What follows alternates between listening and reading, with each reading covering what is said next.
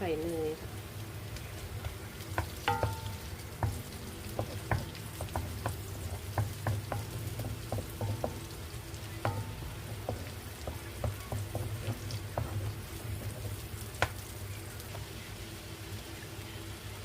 รอให้เหลืองแล้วค่ะไม่งั้นกระเทียมมันจะติด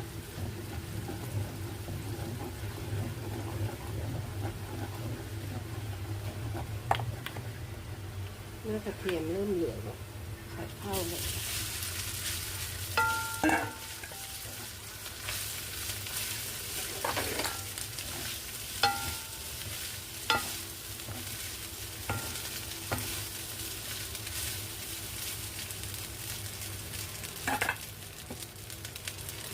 ดอกซีอิ๊วขาวค่ะ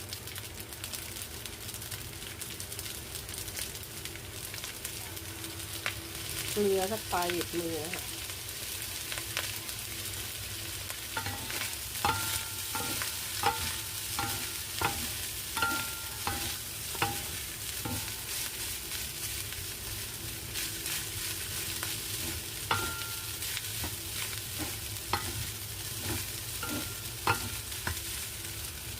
แล้วจะใส่ซีอิ๊วหวานด้วยสักนิดนะคะนิดเดียวค่ะเพิ่มสีสันความหวานนิดหนึ่ง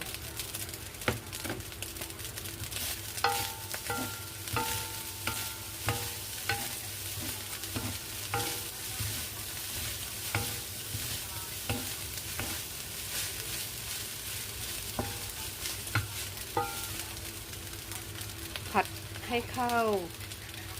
สุกเด้งดีนะคะ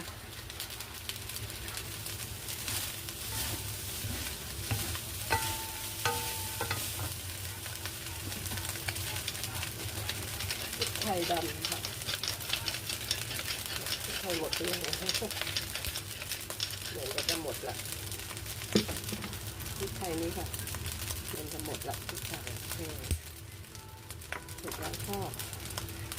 ต้นหอม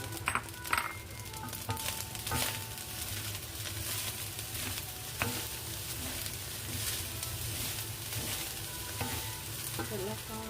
น่ารับประทานนะ